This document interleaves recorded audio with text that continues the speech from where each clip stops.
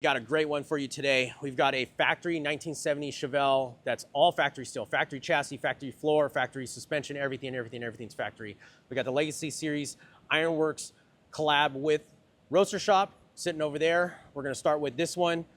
Roger's got a bunch of information. Say you're a guy that has a factory car and wants to bolt on some pro touring suspension, get a better stance, and looking to put some bigger wheels and tires underneath it. We're gonna go over what happens to a factory chassis versus what your gains are with the Legacy Series chassis. Roger, let's start with this factory car. All right, well, here we go. We got factory stance, maybe worn out springs, stuff like that on a factory chassis that you would have after, I guess that's 55 years. So the hope today is to be able to show you if you had one of these cars and you were like, all right, I got the car. Now I just got to get rid of this 1970 thing to make it low. And so we're going to try and go over with the least amount of confusion as we can to show you the differences in stance between this car and this car and where the inherent things happen. For the ground rules, I guess we would say there is an optimum point where geometry on a car is designed to be driven down the road. Some of it is in the front so that it steers the best, and it's in this optimum area for the least amount of bump steer, the most up travel and droop travel, just different things like that that are gonna help the car drive better. And so part of what we're gonna go over today is how a lot of the bolt-on things that you put on this just make some things worse, but give you a better stance. And so we want to go over some of those items. The suspension, we don't know how old this is, the springs and everything, so we're not sure how worn out and settled this stuff is. So if you're at home measuring your factory car, again, the measurements might be off a little bit, but what we're going to explain is the main meat and potatoes of what you can learn by bolting on parts. Of what comes with bolt-on control arms, lowered springs or coilover replacements, and drop spindles. So we're going to go with the basis that you might install a 2-inch drop spring and or a 2-inch drop spindle. That's pretty regular That's a pretty regular, and that's pretty low. Right. So what we'll start with here is you come up here to the front. Let's look in here, and you will see that the distance from the bump stop to the frame is 2 inches from the top of the bump stop. And this car has the weight on it. Engine's still in it, and it has the weight on the suspension. And that's why we have these hub stands on here so that you can see these cars at ride height. The rear is 12 inches up. The front is 12 inches up. The difference being is that these stands were designed for these cars. So there's a slight little difference in it of just minuscule differences in tire sizes. The tire sizes on the front of the Legacy car is, in theory, the same size as what's here. These are 26? Circumference size. Circumference. So overall diameter of the whole tire, not the rim diameter, we're just going to the overall height. So the fronts are the same, the rears are drastically bigger by a few inches because those are 20s and they're 28 inches in diameter and these are 26 inches in diameter. So if we went with the theory on this car that you could lower this car 4 inches, you would install drop spindles, you would lower the spring, and you would have to delete your bump stop. And so whatever your bump stop dimension is what you would then gain in all you would have left in up travel unless you start cutting the chassis. So this distance between here and there in the frame. Now, mind you, these aftermarket lower control arms do have a little bit of adjustment of not adjustment, but they've been changed with the bump stop pads and stuff like that. But let's get into, obviously, the compression stroke is going to be drastically reduced. Yes, so you're going to lose the ability because the control arm will contact the spring bucket on the chassis. And so when it does that, you're obviously not going to like that. They have control arms that are going to allow you to have more up travel. But the thing that happens is every car is going to have some inherent bump steer to it. And as you move away from the optimum position that the bump steer is the most ideal at, it's going to get exaggerated. So as you lower the car and the steering box stays in the same spot, all those things, you're just going to a less optimum position for the steering. And with the steering being an important part of the way the car drives, the stance that you've gained is at the suffering of the bump steer. So aftermarket control arms do manipulate some of the angles, but still, and there's guys who make steering arms, and there's certain spindles that move the drops that keep the steering arm where it goes. There's all those things, but these cars aren't known for like super minimal no bump steer kind of thing, because that's just, they didn't care about that. They had these super tall tires. They had a lot of stuff that kind of hid all that kind of the factors that are in it. And so the difference that we want to hammer home today is that you can make this car sit like this car. You could bolt these wheels on this car, and you could physically lower this car, which would be 4 inches in the front and 3.5 inches in the rear to achieve this height. Now, let's just be clear here. You're not going to just simply bolt the tires and wheels off of this Legacy car, because a lot of people are asked, hey, what size wheels and tires are underneath these cars, because they want to try to put them underneath this car, and it doesn't just necessarily... This is all theory. This is, yeah, theory. Like, if you've done the extensive work to make them fit underneath it, like in the wheel well, which we're going to cover that too, which comes into a whole bunch of other things. But if you were going to physically do it, say in Chat GTP or whatever it is, you would put both of these in here in theory. You could get them the same. The difference being is that this car would have 2 inches of ground clearance under the chassis and under the front cross member. Yeah, this front cross member, because as you're lowering the suspension and these angles are getting more up further, losing your compression travel, you're basically dropping that cross member to the ground. And then obviously you got your headers and everything else in between, which, you know, again, you can get that, but you're going to be hammering out that cross member, dragging it on the ground over speed bumps and everything else in between. Let alone the exhaust on this car would be below the surface of the ground. Yeah, and that's if you, let's say you didn't go with long tubes and you went with some shorties and had them tucked and whatnot, you're still gonna be hanging really super low, and you know, again, it's a lower point to the cross member. So that is gonna be the first obstacle. Even if you did everything else, that's the first obstacle. Even if you're okay with the geometry getting whacked out and not being as premium as what you could get. This point here on the chassis, which is typically the lowest part of any chassis, is going to get down to 2 inches off the ground. 2 inches. And the cross member up front is going to be about the same. 2 1/4, somewhere right in there. What are the significant points of alignment and drivability issues you chase when you lower a car that far with one of these chassis aftermarket components? Well, because your pickup points are staying the same, it's all going downward. As just like the cross member is getting closer to the ground, all your pickup points stay the same. So your upper control arms are going to go more uphill. So your camber gain is going to change. You're going to induce a whole bunch of other issues as the other control arm, as they all go up, it comes inward. So if this is where you were sitting ideally, you can watch on my hand as you come up, it comes inward. Yeah, so what he's trying to explain there is that the upper ball joint, it's going to pivot up and it's going to pull the top of the tire in. And yes, they do make, you know, adjustable upper control arms that pitch them out, but you're still already starting at such a high angle that as soon as it goes up, it's still going to be arching it up. And again, people do drive on that stuff, and it's not to say that you can't do it. This is not, there's no possible way. There is possibility that you can't, but you're going to suffer with overall drivability and performance. It's not going to be as premium. Which comes back to the example we were giving earlier of, you can go to Golden Corral and get your steak, and it's going to make a steak. It's going to give you some meat. It's going to do all that. It's going to give you the protein. Going to do all those other things. And then you can decide, hey, I'm going to go to Ruth Chris, or I'm going to go to this place. And that's just where the differences are. They both are steaks. They're both good. But there's a difference between good and better.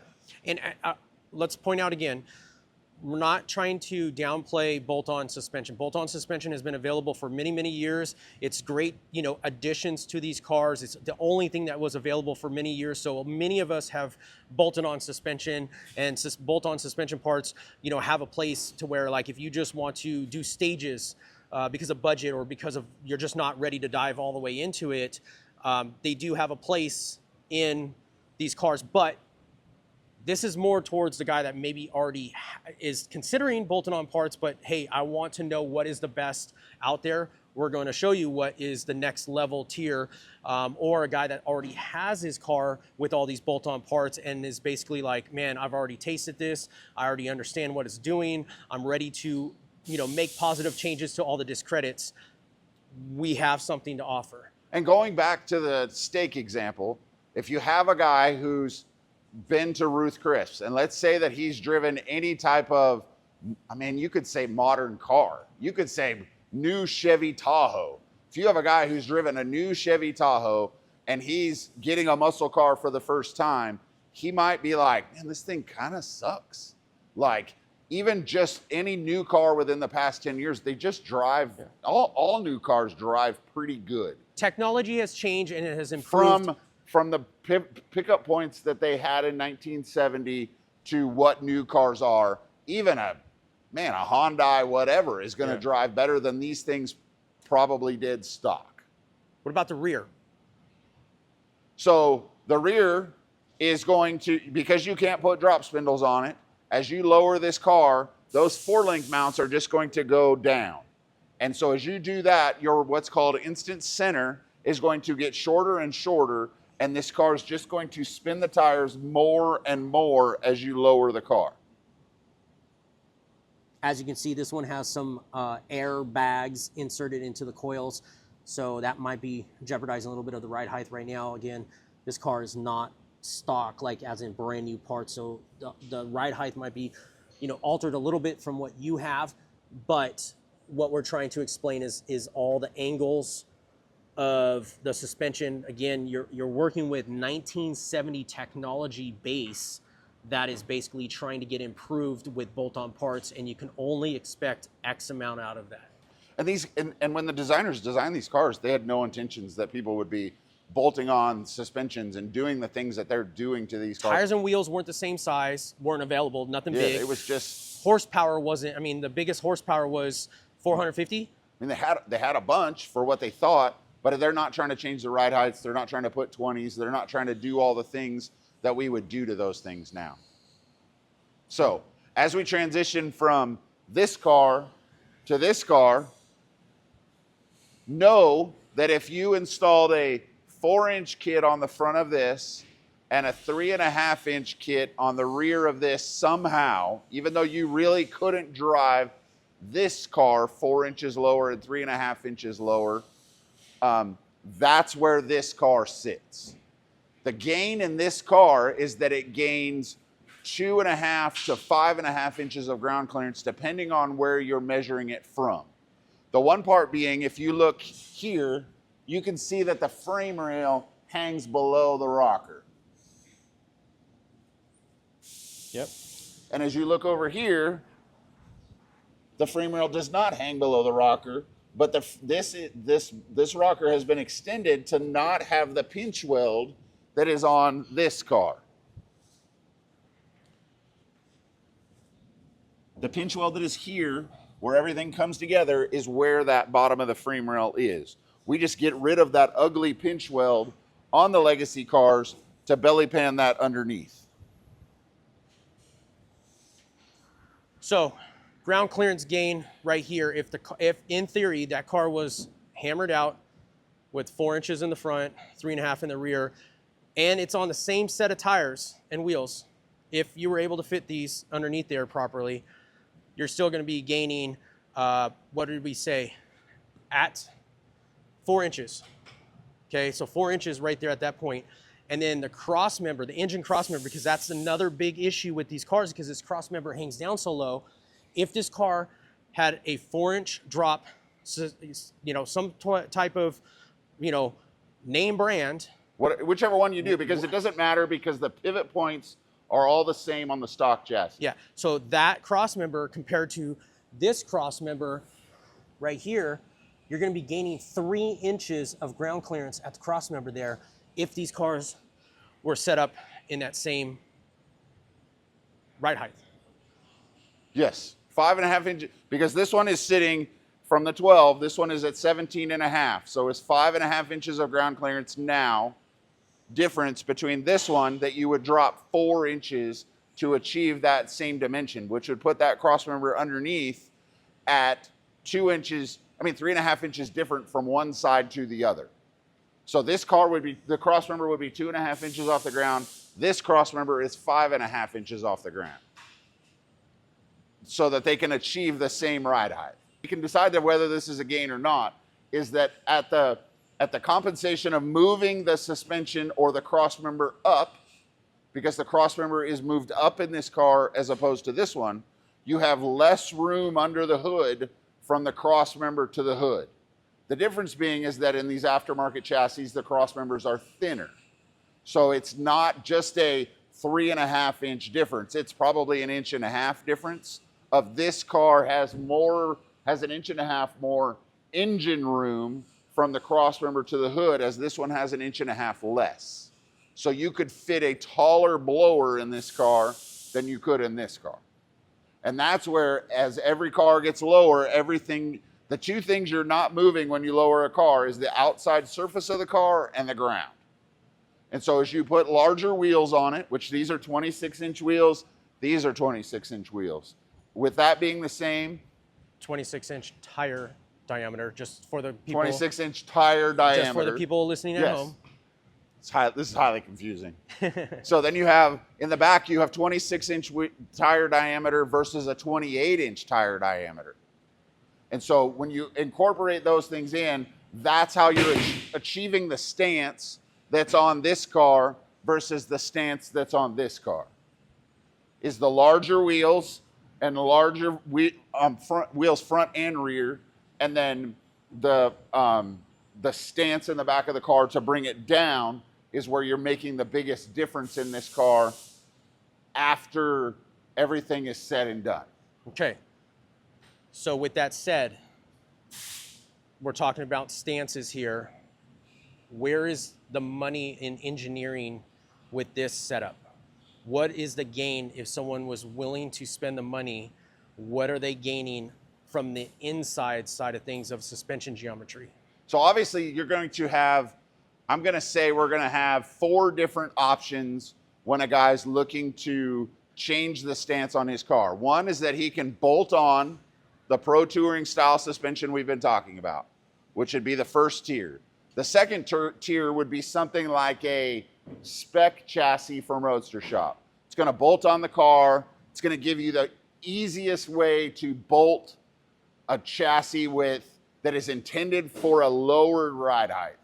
I believe if this is 3.5 inches lower, the Spec chassis puts it 2 to 2.5 inches lower than factory. So it lowers it down, but not quite as far, because of the ease of install. In that same dimension that we were talking of lowering the chassis into the car, you lose more and more space. And as you move things into the car, it becomes more and more difficult to do so.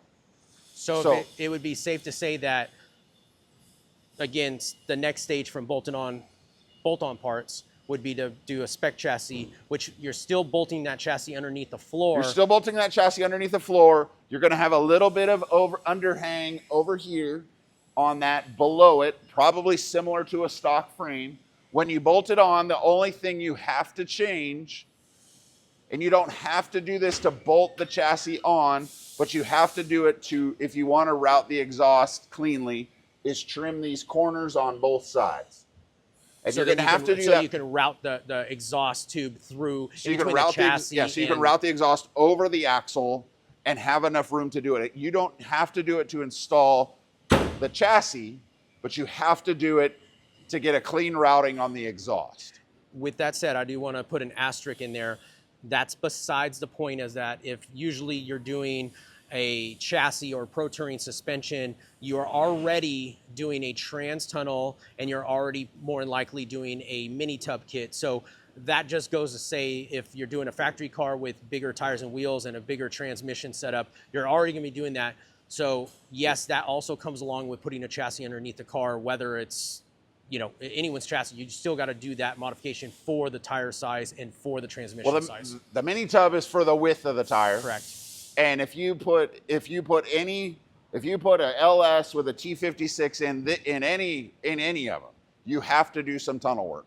If you put a LS T56 in a Legacy car, obviously it comes with the transmission tunnel that's already built in. But if you do the same in here, you have to raise up the transmission tunnel to clear the T56. So I'm going to point out real quick here, if we're sitting here, if you notice how big this tunnel is, this is a factory tunnel out of this Chevelle. Nothing's been done. You can see the relation between the transmission tunnel and the tops of the seats. Right. But yeah, if you can see that there, well, yeah. So look at that profile, and then we're going to go over here. This is a drastic, you know, difference, because this one, there's some other things done to this. Well, we got a center console on here, but obviously you can see here this profile that's even still underneath the center console is a lot taller. And that's, again, because everything, you're basically minusing out, deleting layers in between the chassis and the floor and the seating and the roof. You're deleting what doesn't need to be there to gain. Yes. And as you squish those two things together, because you can't change the roof and the hood position, and you can't move the ground. So everything has to get tighter together. So some things have to give. You can lower a Chevelle low enough that you should ideally have to put a drive shaft tunnel in it, or you can just make the engine angle way down to compensate and play with your pinion angle and get it better, but not as good as it could be. So when people talk about, I want to put a big horsepower in my stock chassis car, but I want to put some pro touring suspension underneath it, good luck trying to get it to hook up, because geometry, you're fighting against yourself with the geometry. Yeah, especially if you're putting huge power in it. It's just gonna light the tires up, because there's nothing in it to transfer the weight from the front of the car. So in that first instance, your second step after the pro touring suspension bolt-on would be the Spec chassis. You could mini tub it, you can do all the things that it would allow. Everything's gonna be very similar. Then the second one would be any bolt-on chassis, whether it's Roadstershop, whether it's SpeedTech, whether it's any brand you'd like to use. There's plus and minuses for each one. They're all gonna have a similar ride height for where the chassis is and the things you have to do. On the SpeedTech one, you've got to cut the same thing to clear the chassis and the exhaust. I know that because we've done quite a few of those. The Roadstershop one, apparently it's the same thing. You only need to cut it for the exhaust, not for the chassis. And then I also want to throw in the little note that, you know, Roger's talking about the SpeedTech Extreme chassis and then the Roadstershop Fast Track chassis. And from my understanding, those two chassis will hold a wider wheel and tire combo than what their Spec chassis does. So you gain off of that as well. Yes. When you're, again, that's another layer of a step from modifying a factory chassis to make all that stuff work, to where you get a little bit more and a little bit more every time you take another tier. And as you go up in that tier, you're getting taller spindles, you're getting lighter spindles, you're getting what you pay for. The same thing going back from, you know, the Golden Corral thing. Every time you go up and where you get your steak, whether you went to Golden Corral, whether you went to the Outback, whether you went to Ruth Chris, whether you go to the Wynn Steakhouse in Las Vegas, there's something that you're paying for every time. And as you get that, there's going to be, every company has different things that make their stuff different.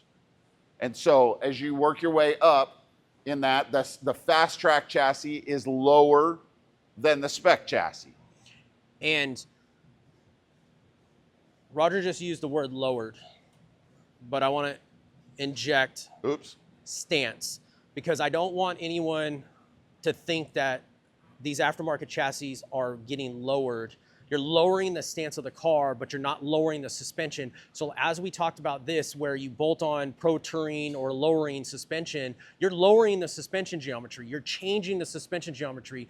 When you're going to an aftermarket chassis, you're getting suspension geometry that lowers the stance of the car, but is equalized to put that suspension geometry back into its 0 point. But is that optimum at Correct. that lowered stance? Yes. So it's not, you didn't take something and lower it. It was designed from the get-go to be lower. You didn't sacrifice anything geometry-wise, any of that stuff suspension to get the ride height that you did. Your sacrifices come in the loss of engine bay height and an additional fab work that comes with the car to take this car that's, let's say, stock to lowered to chassis to achieve what you wanted. Everything. So if the control, ideally when a car's sitting there, you want the lower control arms to be level. Okay, so with that, I like this. I like to put your arms out again. So this car is going to have nice horizontal arms.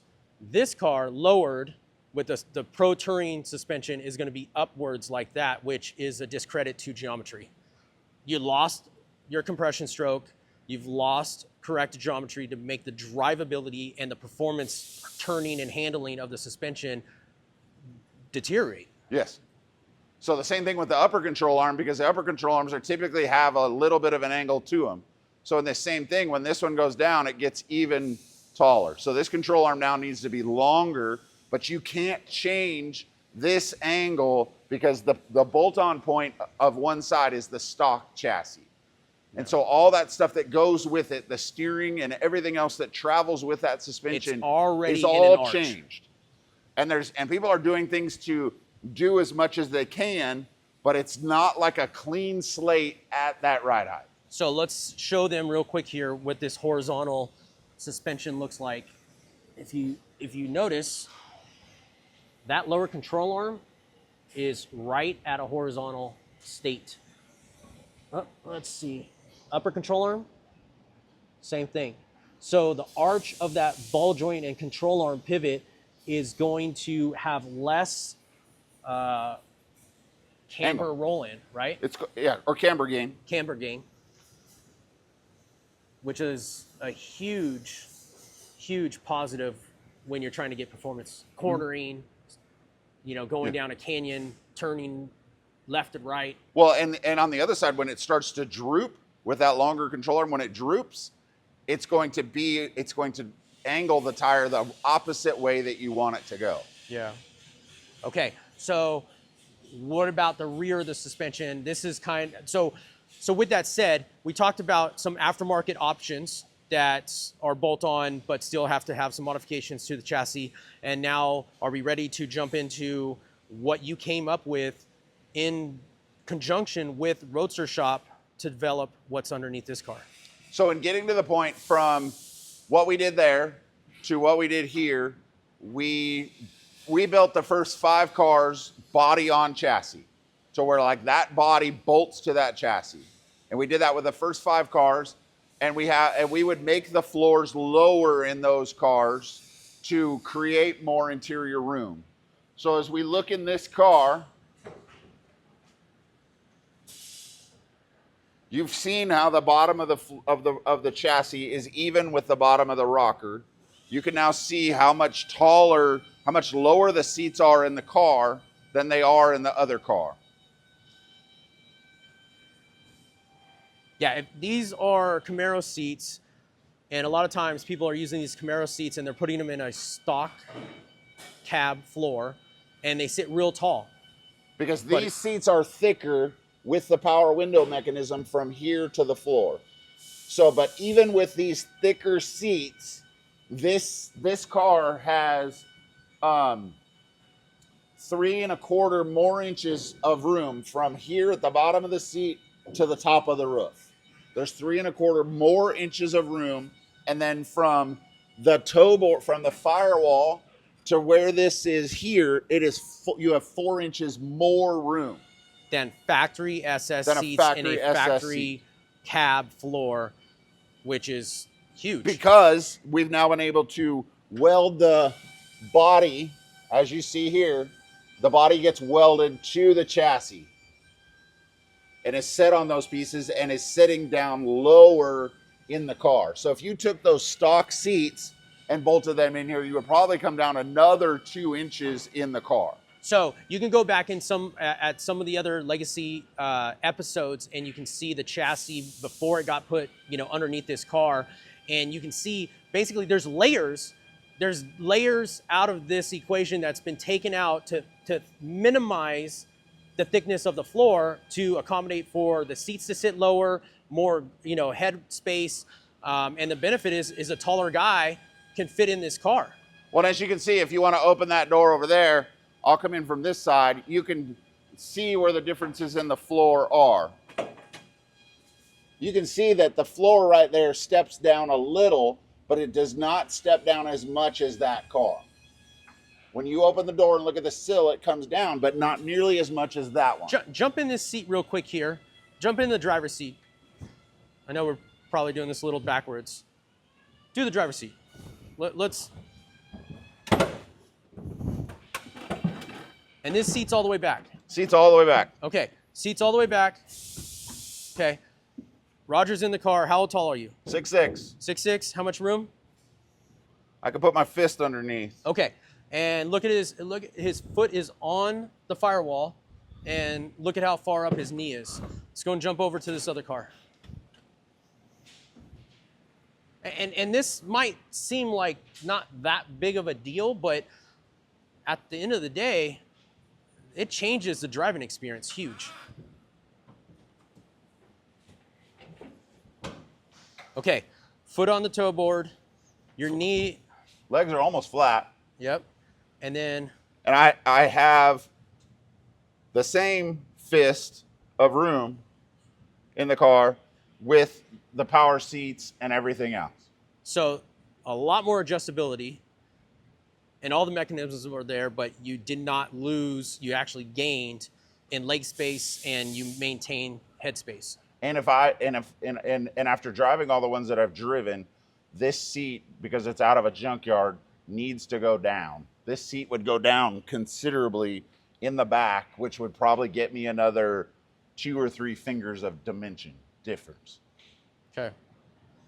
So this new chassis with the unibody, we're calling it a unibody chassis, significant gains in ground clearance and seating position. Yes. Huge, huge. So the shock has 2.5 inches of up travel from this position, and then you multiply it out to the end of the tire, and it's probably 3.5, somewhere in there. So you have plenty of room for this suspension to compress, which translates to ride quality. Yes, because you're not trying to just abruptly stop it so it doesn't hit things. All right, so here we are in the trunk of the Legacy cars. You can see that the fuel tank is actually exposed in these cars. And part of that is so that when you are behind the car, you don't see the fuel tank hanging way down. Typically, the fuel tanks are always going to be, 20 gallons, somewhere in there. And so that space has to go somewhere. So this fuel tank has been raised up into the car to accommodate that, while at the same time allowing you to fill the fuel tank from here and not from here. Like, it may not seem that low here, but when the car is lowered in 12, not lowered or chassis, when the car is not on wheel stands, it's going to be 12 inches lower. So you're going to be down here trying to do this at the gas station. Anybody with a Chevelle knows what I'm talking about. It sucks. And so you can do this here, you can put it in here, fill it up, and it just, we make it where it attaches here and attaches to the, fills the fuel tank directly. I want to talk about another positive thing too that's somewhat minute, but to a Chevelle person that is new to the Chevelles. The other problem too that is faced is that the caps, the seal on the caps usually go bad and yes. they leak. So when it's down at the license plate, you'll have a 3/4 to a full tank and you get on the gas and it dumps fuel out the yes. inlet. So that changes that problem too as well. It fixes it. Yeah. So that's another thing. So the other thing we have is the battery box. The battery mount goes right there with a master switch that's in here. So you can shut off the master switch that would bolt here. The battery mount goes there. So since we're talking about this unibody chassis car, you're starting to point out all these things. Before we jump that far, there's also a gain with this unibody chassis that you just cut out the whole floor. So if you've got some cancer in your floor, you're more than likely gonna end up cutting that out to put this chassis in, rather than if you were starting with a car like that and fixing the floor, or buying an aftermarket chassis, you gotta fix all that stuff on the floor. This one right here, you're chopping all that out. You're cutting it off from an inch from the pinch weld and an inch from the pinch weld, and it hangs down. If your rockers are solid, it's go time. These panels come right here and attach and weld to the car, and those panels right there attach and spot weld to there to mini tub the car. And these brackets change the trunk supports to here. As you can see, these are powder coated and then spot welded through so that it's majority powder coated, but before they're installed, and then spot welded to the car. So the benefit, you're going to pay more for the chassis setup, the technology and what you've designed into this, but you're also going to gain on the flip side with labor, because you're cutting out a bunch of possible cancer or modification to the frame or to the chassis floor. Because again, we talked about earlier is that even though you're still going to be doing a mini tub and everything, so you would have to pay someone to do a mini tub, and that already right there comes with tubs for a mini tub. Yes. I mean, so you're accomplishing the mini tub while upgrading to independent rear suspension, while upgrading the whole chassis, while fixing the rust in your floor, while building your transmission tunnel, while building your drive shaft tunnel, while relocating the fuel tank, while installing the battery bracket, all at the same time. The domino effect of what you gain out, it just completely jumps to a whole nother level. Whole nother level. And this chassis from Roadstershop, without like a fast track chassis of this comparison, is going to be mid-30s. And you worked with Roadstershop to design this setup, and this is solely an Ironworks collab, and you have it's only available through us. We paid the design time. We did all those things to create this chassis for the Legacy cars.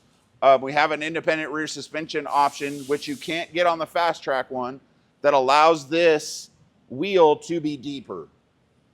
So because the IRS is narrower, the standard fast track is going to be, the wheel lip is going to be about right here. And on this one, it's further in. So this has the narrower IRS. We have the ability to also order it with the wider IRS if you wanted to run like a monoblock wheel or something that was a more modern style one-piece wheel. But on the cars that we want the traditional look, that's where we want to get this inward more. Okay. So with that said, Roger was talking about how it's solely through him. I also want to point out the other thing too is that some people, why can't I just order from Roadstershop? But the thing is Roger and his team designed everything with Roadstershop and has all the corresponding parts that Roadstershop doesn't produce. There's a lot of other things that go along with this car that you can upgrade with and use that is part of your whole Legacy Series product. Yeah, and just like we've been doing this for the Legacy cars that we're building, we're also going to start offering the ability to install these chassis in the car. So at the same time, you can get all the bracketry to mount this console in your car. And so if you send us the body itself, we can install the body on a chassis for the given price. We can sell you the console with the insert for your manual or your automatic transmission. We can sell you this dash bar that comes in the car that mounts the steering column and everything we would use in the Legacy cars. We can sell you a machine dash. We can modify this piece to get it in there to where you would almost get a car back that looks like this, that's ready for you to do the stuff you want to do. A roller. A roller. And it just, at that point, it's you buy the chassis, drop off the car, obviously schedule it, and you just pick it up probably what, and about how long? If it's scheduled correctly and everything was here. You probably pick it up in less than 60 days. I mean, it doesn't take long to cut this out. We have made the firewalls ourselves because we make those. We'll sell you the chassis. We'll sell you all the parts. We'll install it. We'll build the whole car. Let's turn this around into a different subject. What if someone brought you a car and said, Roger, I want to schedule my car to come in for a fast track chassis or a regular fast track chassis or a speed tech chassis. How long, how long to do that? Because now we're talking about floor It fabrication. actually takes longer because I would then have to mini tub the car. I would have to then build the transmission tunnel. I would have to do all that. On this thing, you've taken all the technically difficult fabrication out of the car. So faster turnaround and more streamlined to have everything fit. It's not because I'm ordering a part that comes with all those things that we used to make. That's why we developed this chassis, was one, to gain the advantages of the Roadster shop's geometry and their independent rear suspension and the things that they're using. And then we integrated it into a product that was going to give us the seat mounts, that was going to give us the transmission tunnel, that was going to give us the driveline tunnel. And all we have to do is then integrate our own firewall that we produce here that goes in these cars. So as you can see, we've got the firewall welded into the car. We've got the power brake setup installed. We've got the clutch master cylinder and reservoir set over to the side. As a side note, when we talked about how things get closer and closer together as you lower a car or chassis a car, as you get all that stuff closer to the ground and you start making room for big wheel tubs and all that, you can see how close this brake booster is to this inner fender. Because the inner fender is Because the inner fender is moved up and in and gains a lot of clearance. And you can see that I cannot run my finger between this brake booster and this wheel tub.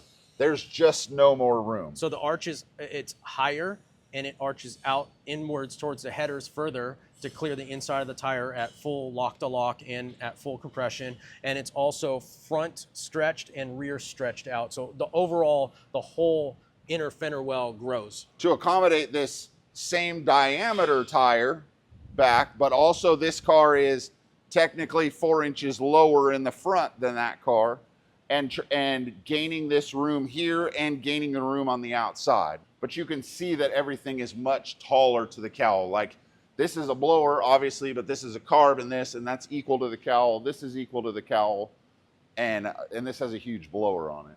But as you move all those things together, things get tighter. So here's where we made our radiator mount that bolts to the stock core support that looks like that, gives us a place to badge the car, allows us to hold this PWR brushless fan radiator that we use that sits into the stock cradle. We've made mounts to integrate a PWR heat exchanger up here and the condenser for the AC unit. We've had to make a few slight adjustments to the hood latch to get everything to clear so that all of this cooler stack will fit in here and clear this part from underneath. Let's look real quick here and just kind of try to get a perspective on, here's the fender, there's the inner frame rail, fender, frame rail. I mean, obviously the aftermarket chassis has a thinner frame rail, or basically narrower from left to right, so then the tire has more room to turn lock to lock. Yes. You can see.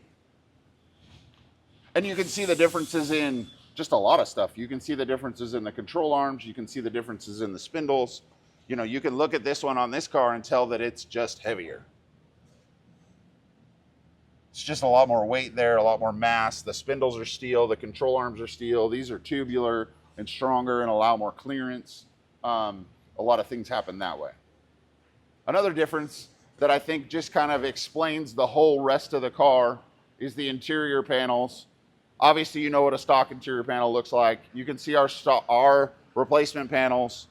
We have these interior panels made from fiberglass. We machine these panels. We machine all this aluminum parts and pieces. This armrest is spaced out a little bit for leather spacing, and we're trying a prototype window motor in here that we haven't tried before. And so we're finalizing the fitment of those things for the door panels. The other part that I want to show is these are the Legacy mirrors that we sell on our website that have a housing that is fixed. So the housing is fixed and the mirror adjusts inside that piece. So they're similar in style. But at speed, because this ball moves and adjust. And there's a nut in here that once you find that place, you undo this cap. And inside this cap is the adjustment screw that you tighten this down once you found the position for the housing. And that allows you to lock that down solid. So then your fine tune adjustment is the mirror itself inside the housing. So when you go over here to the stock mirror,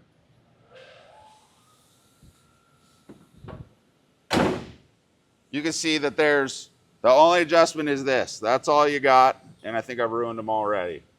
So at speed, typically 70 miles an hour, or when they get old, it's even worse. They start, because you're going to find this position where they're about like that. And as soon as the wind hits them, they're going to go bloop and blow back. That, or you close the door, or someone farts when they walk by the car and they move. Like it just sucks. Yeah. And so, but you take this mirror that's probably $89, probably for the pair. But again, that's 1970 technology. It is. Even with the reproduction part, it's still the same technology. I mean, maybe the ball and socket has a little bit better technology in it, like material, but still, it's just not. And so that's where the $12.99 mirrors come in. Is that there's a lot more complexity, but those things will go. I mean, I think I've been 130 miles an hour with those mirrors, and they don't move. They're not gonna move. Like, they're gonna stay in one position. And so as you just go through those things, you're going to find the differences in the cars. And that's where we've tried to take everything that we could that is great about this car and everything that is not great about this car and put them both together. This is where classic meets modern technology, modern day design and features that are available. I mean, obviously this was a lot to digest. We're not expecting everyone to fully follow along. Yes, some of the measurements might get complicated.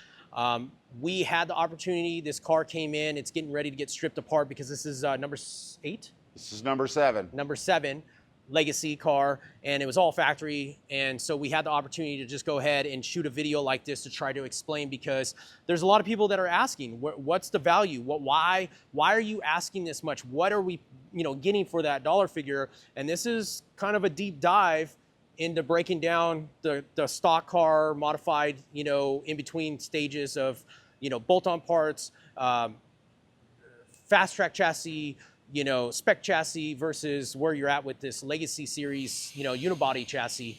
It's a huge difference, and it's all because of technology that's available these days that we've just accelerated to where we're at today. So let me take you outside and show you the Roadstershop Legacy chassis that just arrived off the truck now. As we were filming, truck showed up with Legacy Chevelle chassis number 7. As you can see, it's straight off the truck, crated exactly how, if you were to order one, this is how it would come to you. It's got a firewall in it. It's got the different loose parts that go in it. I do know the axles are on back order, but everything else is here with the car. You can see the quality of the Roadstershop's construction. You can see that these wheel tubs are screwed to the chassis just to locate them. There's the I guess we'll call it transition pieces, and then the wheel tubs themselves. Those are designed to go in after it's been installed. And it's a very simple piece. Your fuel tank mounts are here to mount our fuel tank. The seat floor mounts are here to mount the GM seats. The toe board is here. And you put you set this into the rockers, whereas you saw earlier, they sit right here. The rocker pinch weld, inner pinch weld, sits right on that piece, and you put the firewall in and remove your old firewall. And everything else reinstalls with all the Roadstershop-based Corvette-style geometry, Fox coilovers, engine mounts, transmission mounts, everything you could want. This is a work of art. If you look at one of these, obviously it costs money, but literally, why would you polish an old 1970 turd with bolt-on parts when technology like this is available? Again, it costs money. Yes. But at the end of the day, it just changes the car to a whole nother level if you're looking for performance. Yes. This is awesome. It's beautiful. It is beautiful. So it's been a lot of information that we've discussed in this video. At any point, if you have any questions about any of the stuff that we've talked about or any of our previous content about these Legacy Series Chevelles, feel free to reach out to us. You can go to our contact page on our website and fill it out. That'll help Roger understand what you're looking for and answer a few questions that Roger wants to know so that he can best answer back. I want to thank you for watching this whole video. If you've made it all the way to the end of this thing and it makes sense, leave a comment below that you're like, give us a thumbs up or something to let us know that you enjoyed the content, enjoyed what we're trying to explain, that it somewhat made sense. I mean, that's all we can hope for, is that it somewhat made sense. So if you have any more questions, please feel free to reach out, whether you're looking for a complete Legacy car, whether you want to buy some of the parts, whether you want to have a chassis installed on your car to get as close as you can get to one of these cars. Thank you very much for watching, and stay tuned for the next one.